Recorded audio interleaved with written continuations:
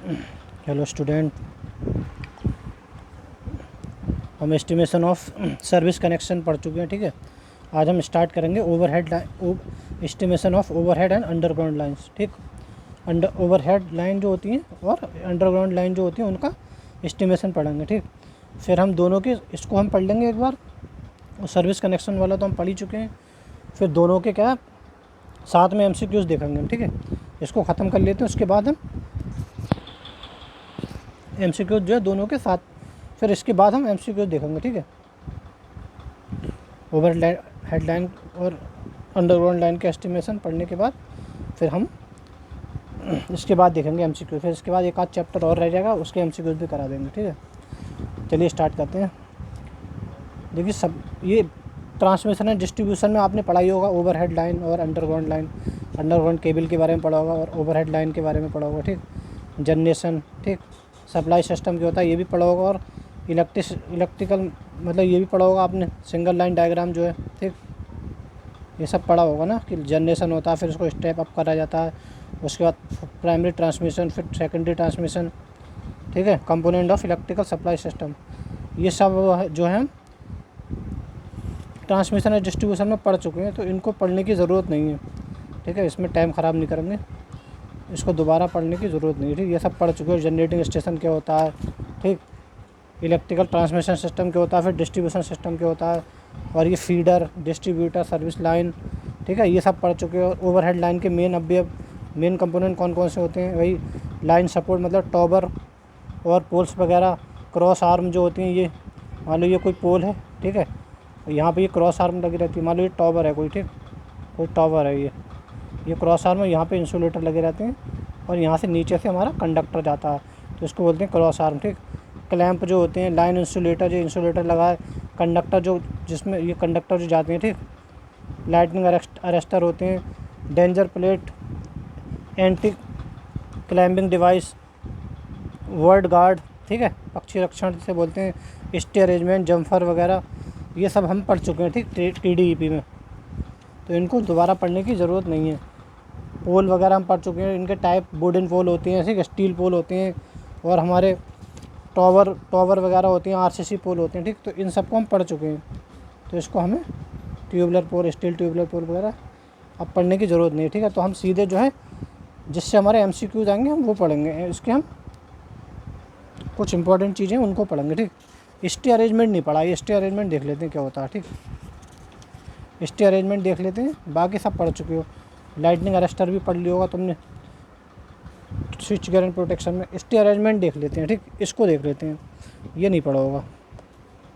चलिए, फिर इसके कुछ रूल्स वगैरह हैं उन्हें पढ़ेंगे, उसके बाद इसके MCQs देखेंगे। ठीक है, स्टे अरेंजमेंट, स्टे होती क्या, देखो जो पोल वगैरह देखोगे तो पोल के ऊपर से इस तरीके से एक वायर जाता है। ठीक है, इसको बोलते हैं स्टे। ठीक, इसको बोलते हैं स्टे बो, ये स्टे बो। ठीक, इसको स्टे बो बोलते हैं।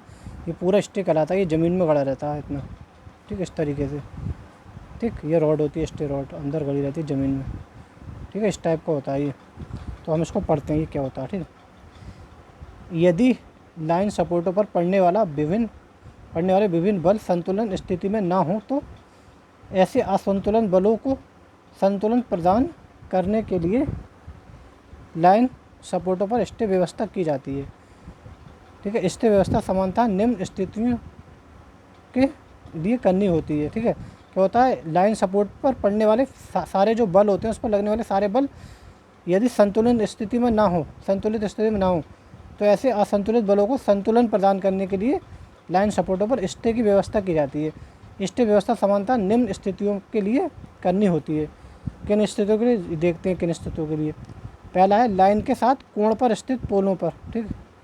ठीक है, मान लो कोई लाइन जा रही है, तो किसी एंगल पर हमारे पोल क्या किसी एंगल पर स्थित हैं, तब हमारे स्टे की ज़रूरत पड़ेगी। अंतिम सिरा या टर्मिनल पोल पर, जो अंतिम सिरा है, हमारे क्या लास्ट पोल है या सबसे पहला वाला पोल है, उस पर स्टे व्यवस्था करनी रहती है। ठीक, सेक्शन पोल पर, ठीक है, सेक्शन पोल पर हमारी स्टे व्यवस्था करनी रहती है।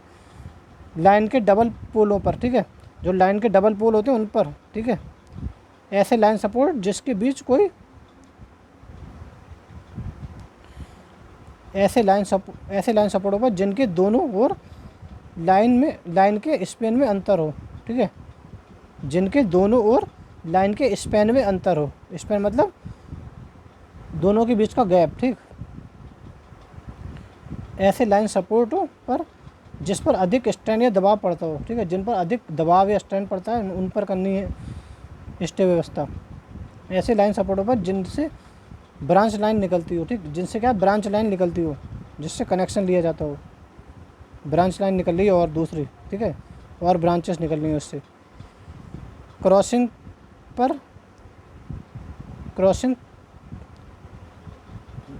क्रॉसिंग पार के लाइन सपोर्टों पर, ठीक है, क्रॉसिंग के पार क्रॉसिंग होती हो तो उनके लाइन सपोर्टों पर, पहाड़ पर स्थित लाइन सपोर्टों पर, ठीक है, पहाड़ पर अगर स्थित होंगे सपोर्ट उन पर, ठीक। और ये स्टे व्यवस्था कितनी होनी चाहिए ये देखते हैं। लाइन सपोर्टों पर लगाई जाने वाली यह स्टे व्यवस्था 45 डिग्री पर होनी चाहिए, ठीक है, पर किसी दशा में 30% से कम पर नहीं होनी चाहिए, ठीक। वैसे तो स्टैंडर्ड 35 डिग्री पर होने चाहिए। मान लो ये पोल है 45 पे, ये पोल है हमारा, ठीक है, ये पोल हमने मान लिया, तो ये 45 डिग्री पर होना चाहिए। लेकिन अगर नहीं हो पा रही तो 30 डिग्री से कम नहीं होनी चाहिए, ठीक। स्टे व्यवस्था के लिए स्टे वायर को लाइन सपोर्ट पर स्थापित करने के लिए स्टे क्लैंप तथा अर्थ पर स्थापित करने के लिए stay bow, cross head, stay rod, thimble, anchor plate, जैसा कि चित्र 6.29 में दिखाया गया उपयोग में लाए जाते हैं, ठीक है। ये सारी चीज़ें लाई जाती हैं उपयोग में। क्रॉस हेड, स्टे रॉड, ठीक है, एंकर प्लेट, थेम्बल, ठीक, ये सारी चीज़ें उपयोग में लाई जाती हैं। जैसे इसमें दिखा देता हूँ, देखो ये क्या होता है, स्टे वायर होता है जो यहाँ पे पोल से कनेक्ट रहता है, स्टे वायर होता है, ये होता है थेम्बल, ये जो होता है ये, ठीक, ये थेम्बल होता है, ये स्टे बो होती है, ठीक, ये क्या होती है हमारी स्टे रॉड, और ये होता है क्रॉस हेड, ये जो यहाँ पे ये क्रॉस हेड है, ये स्टे रॉड होती है, अंदर करती है, ठीक, तो ये होता है, ठीक, ये सब होना चाहिए, ठीक। स्टे वायर हेतु अर्थिंग व्यवस्था चित्र 6.30 में दिखाई गई है, ये जो दिखाई गई है अर्थिंग व्यवस्था, ठीक, ये अर्थिंग की गई है इसकी, तो ठीक है, यहाँ पे ये अर्थिंग की गई है, ठीक, इसके ताकि अगर किसी स्थिति में इसमें करंट फ्लो होने लगी, कोई लीकेज करंट फ्लो होने लगी तो सारी अर्थ में चले जाए, ठीक है, ताकि इसको छूने वाले पर करंट ना लगे, ठीक, इसलिए ये अर्थिंग की जाती है इसकी, ठीक। स्टे वायर को लाइन सपोर्ट से इलेक्ट्रिकल रूप अलग रखने के लिए भूमि में कम से कम 10 फुट या फिर 3.048 मीटर की ऊंचाई पर स्टे इंसुलेटर उपयोग में लाया जाता है। स्टे रॉड व्यवस्था, स्टे इंसुलेटर बंधक व्यवस्था तथा थंबल की स्टे वायर संबंध क्रमशः चित्र 6.31 ABC में दिखाए गए हैं, ठीक, ये दिखाए गए हैं, ठीक है। ये क्या है, स्टे इंसुलेटर है, ये स्टे वायर है, ठीक, ये स्टे इंसुलेटर है, ये थेम्बल है, ठीक, ये दिखाए गए हैं, ठीक है। LT लाइन व 11 kV लाइनों के लिए स्टे वायर 7/10 SWG व 70 kgf पर mm² कोटि का GI वायर एवं 15 mm व्यास की स्टे छड़ एवं 33 kV आदि के लिए 7/8 SWG व 70 kgf पर mm³ कोटि का GI वायर तथा 20 mm व्यास की स्टे छड़ उपयोग में लाई जाती है, ठीक। किस लाइन सपोर्ट पर कितनी स्टे संख्या दी जानी है यह इस बात पर निर्भर करता है, ठीक है, कि भाई कौन से सपोर्ट पर हमें कितनी स्टे देनी है, यह इस बात पर निर्भर करता है कि लाइन सपोर्ट की स्थिति क्या है, ठीक है, कितने एंगल पे है हमारा लाइन सपोर्ट, बस लाइन का झुकाव क्या है, ठीक है, उसका डेविएशन क्या है, उसका झुकाव क्या है। मेन लाइन सपोर्टों के लिए अनुमानित स्टे संख्या नीचे सारणी 6.1 में दिखाई गई है, ठीक है, इनमें दिखाई गई है कि कितने एंगल पे हमारे पोल होंगे तो कितनी स्टे की ज़रूरत होगी, ठीक है, इसमें दिखाई गई हैं, ठीक। ये क्या है, लाइन के झुकाव दिखाए गए हैं, कितने झुकाव पर है, ये LT लाइन के लिए, ये 11 kV के लिए और 33 kV के लिए दिखाया गया, ठीक। तो अगर लाइन का झुकाव 1 डिग्री से 3 डिग्री हो तो LT लाइन पर और 11 kV पर एक भी स्टे की ज़रूरत नहीं है, लेकिन 33 kV पर एक स्टे की ज़रूरत पड़ेगी। ठीक, 3 डिग्री से 10 डिग्री हो तो LT लाइन पर एक की ज़रूरत पड़ेगी, 11 kV पर एक की, और 33 kV पर भी एक की ज़रूरत पड़ेगी। इसी प्रकार 10 डिग्री से 20 डिग्री झुकाव हो तो इसमें 2 की ज़रूरत पड़ेगी, इसमें 11 में एक की और इसमें भी 2 की। ठीक, इसी प्रकार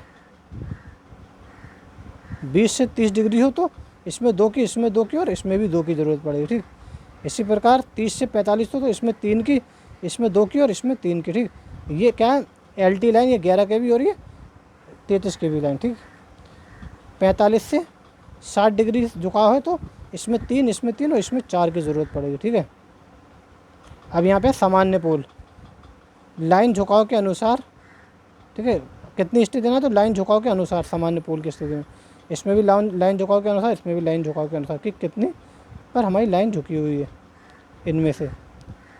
टर्मिनल पोल, ठीक है, 1 से 3 तक स्टे दी जाती है, इसमें 2 से 4 तक, इसमें 2 से 5 तक स्टे दी जाती है। टर्मिनल पोल सबसे पहले वाला पोल जो होता है। उसके बाद होता है सेक्शन पोल, बीच वाला, 1 से 3 तक, 2 से 4 तक और 2 से 5 तक स्टे दी जाती हैं।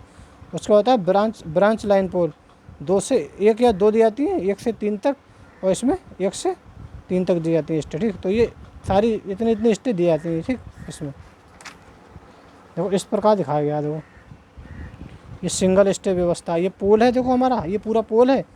ठीक है, ये स्टे क्लैंप है, ये स्टे वायर है, ये स्टे इंसुलेटर लगाया जाता है, देखोगे आपने।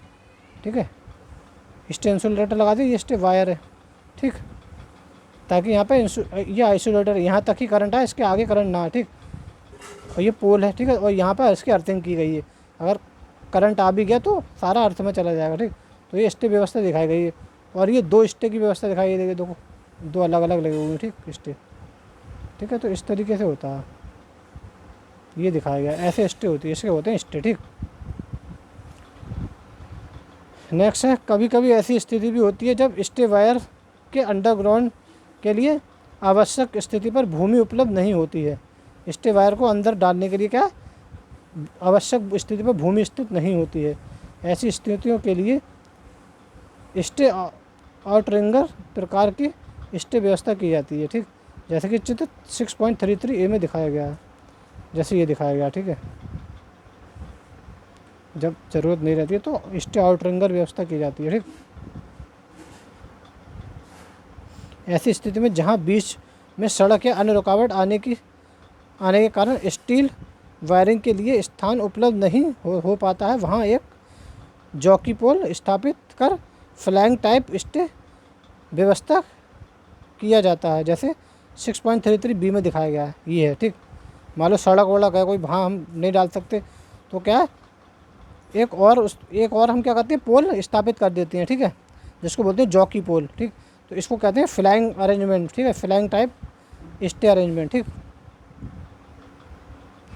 कभी कभी ऐसी स्थिति होती है कि स्टे की व्यवस्था लाइन के असंतुलन को संतुलित करने के लिए पर्याप्त नहीं होती है। ऐसी अवस्था में स्ट्रट पोल की व्यवस्था की जाती है। ठीक है, जैसे ये है। ठीक, स्ट्रट पोल की व्यवस्था की जाती है, यह है स्ट्रट पोल। ठीक, जैसा कि चित्र 6.34 में दिखाया गया है। ठीक, तो ये स्टे आउटरिंगर व्यवस्था है। ठीक है, ये आउटरिंगर यूज़ करा गया, स्टे आउटरिंगर। ये क्या है, जॉकी पोल व्यवस्था है। ठीक, ठीक है, तो इसको फ्लैंग स्टे अरेंजमेंट कहते हैं। और ये संतुलन अगर हमारा सही से नहीं हो पा रहा है तो स्ट्रट पोल व्यवस्था दिखाई गई है। ठीक, ठीक है, ये होता है।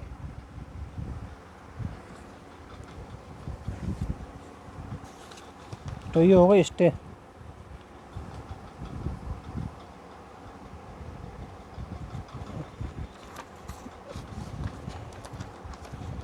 अब देखेंगे लाइन की अर्थिंग। ठीक है, लाइन की अर्थिंग के बारे में पढ़ेंगे।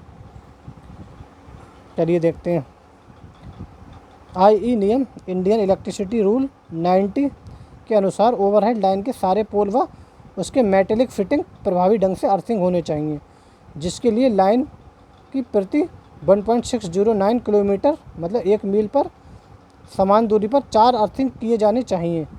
लाइन सपोर्टों के अर्थिंग के लिए सामान्यतः पाइप अर्थिंग व्यवस्था की जाती है। ठीक, पाइप अर्थिंग व्यवस्था की जाती है, जैसे कि चित्र 6.36 में दिखाया गया है। इसके लिए सामान्यतः 2.5 मीटर लंबा 40 mm आंतरिक व्यास व 2.9 mm मोटाई का जीआई पाइप उपयोग में लाया जाता है।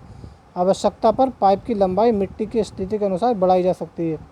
ठीक, अर्थिंग व्यवस्था लाइन सपोर्ट से 3 मीटर की दूरी पर की जाती है। ठीक, लाइन सपोर्ट से 3 मीटर की दूरी पर की जाएगी, जहाँ से समानतः 8 SWG का जीआई वायर भूमि तल से लगभग 60 सेंटीमीटर के अंदर से लाकर नट बोल्ट की सहायता से लाइन सपोर्ट व अन्य मेटलिक पार्ट पर कस दिया जाता है। ठीक, लाइन पर किए जाने वाले प्रत्येक पाइप अर्थिंग हेतु व्यवस्था हेतु आवश्यक पदार्थ की सूची निम्न प्रकार है। ठीक है, तो ये निम्न प्रकार सूची है।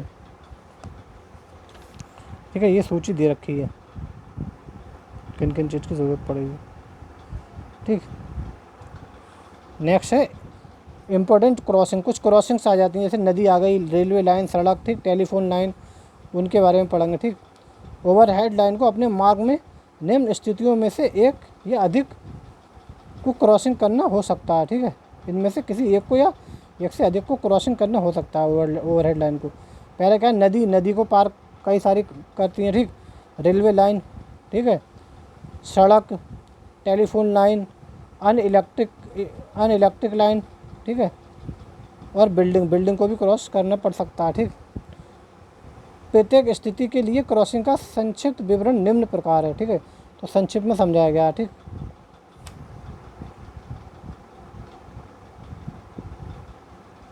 पहला है नदी क्रॉसिंग। छोटी नदियों व नालों को लाइन के समान स्पैन पर ही क्रॉस किया जाता है। ठीक है, छोटी नदियों व नालों को लाइन के सामान्य स्पैन पर ही क्रॉस किया जाता है। मान लो छोटी नदियों नाले हैं, तो जितना हम देते आ रहे हैं स्पैन लाइन में, उतने ही स्पैन पर इसको क्रॉस किया जाएगा। ठीक, मान लो किसी के बीच 10 मीटर का स्पैन, मान लो 20 मीटर का स्पैन है, कि दो पुल के बीच की दूरी 20 मीटर है। ठीक, तो हम क्या है, छोटी नदी और नालों के लिए जो क्रॉसिंग होगी, हम उतनी ही दूरी लेंगे। ठीक है, जितनी हम स्पैन का यूज़ करते आ रहे हैं अभी। ठीक, परंतु ऐसी स्थिति में जब नदी का स्पैन लंबा हो, मतलब 12.4 लंबे डबल पोल संरचना द्वारा या टावर